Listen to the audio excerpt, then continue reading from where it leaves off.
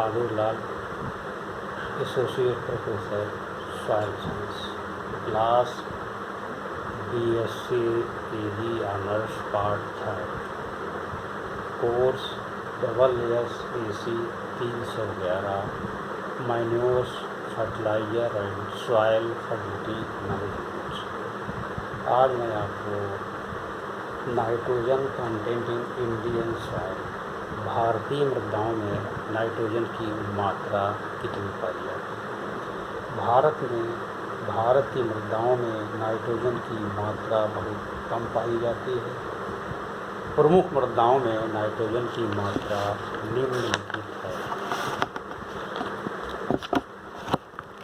मृदा वर्ग: सिंधु जलोढ़ मृदा 0.05% नाइट्रोजन, गंगा जलोढ़ मृदाएँ 0.04% नाइट्रोजन, कपास की मृदाएँ ये मध्यम काली होती हैं और गहरी काली। मध्यम काली मृदा में 0.05% नाइट्रोजन, गहरी काली मृदा में 0.06% नाइट्रोजन पाई जाती है। लाल मृदाओं में 0.03% तथा लेटराइट मृदा में 0.04% नाइट्रोजन पाई जाती है।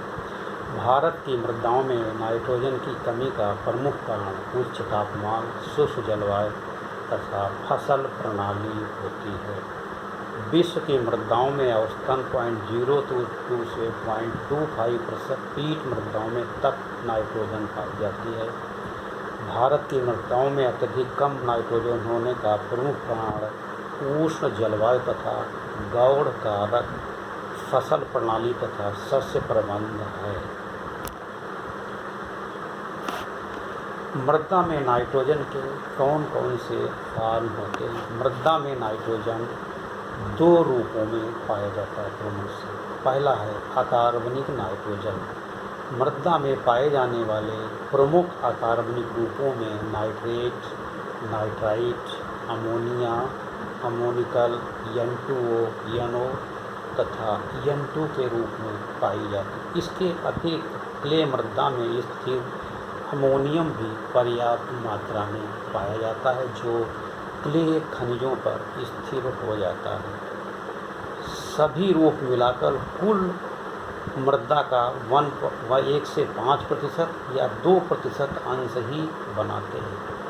पादप पोषण की दृष्टि से केवल अमोनिकल तथा नाइट्रेट रूप ही महत्वपूर्ण है, क्योंकि पौधों की जड़ें मुख्यतः नाइट्रेट तथा अमोनिकल रूप में ही नाइट्रोजन का अवशोषण करती है।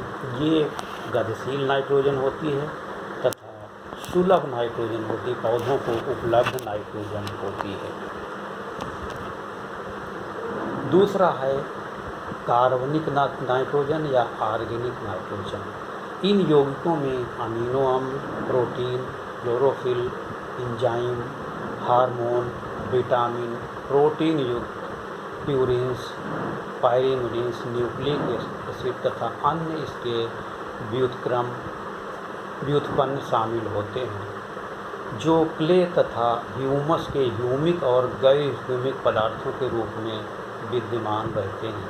मृदा में कार्बनिक नाइट्रोजन की मात्रा 95 से 99% तक होती है। ये स्थिर नाइट्रोजन है, अनुपलब्ध नाइट्रोजन है। ये पौधों को उपलब्ध नहीं होती जब तक ये अकार्बनिक नाइट्रोजन में बदल नहीं जाती।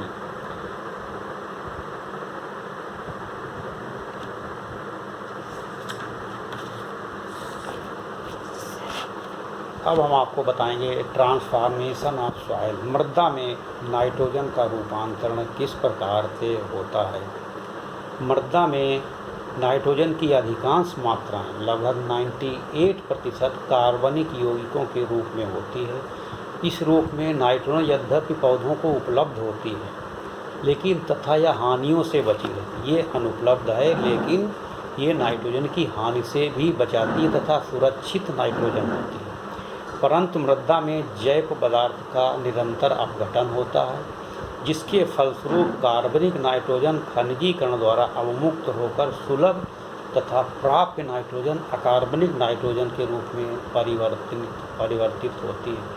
पुनः अकार्बनिक नाइट्रोजन कार्बनिक यौगिकों से क्रिया करके कार्बनिक यौगिकों में परिवर्तित होती है।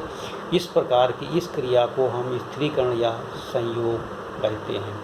मृदा में कार्बनिक नाइट्रोजन खनिजीकरण तथा अकार्बनिक नाइट्रोजन स्थिरीकरण संयुक्त रूप से नाइट्रोजन का रूपांतरण कहलाता है। मृदा में होने वाले नाइट्रोजन के रूपांतरण को निम्नलिखित चित्र से दर्शाया गया है। कार्बनिक नाइट्रोजन खनिजीकरण के द्वारा अकार्बनिक नाइट्रोजन में बदलती है तथा अकार्बनिक नाइट्रोजन स्थिरीकरण या संयोग के द्वारा कार्बनिक नाइट्रोजन में बदल जाती है।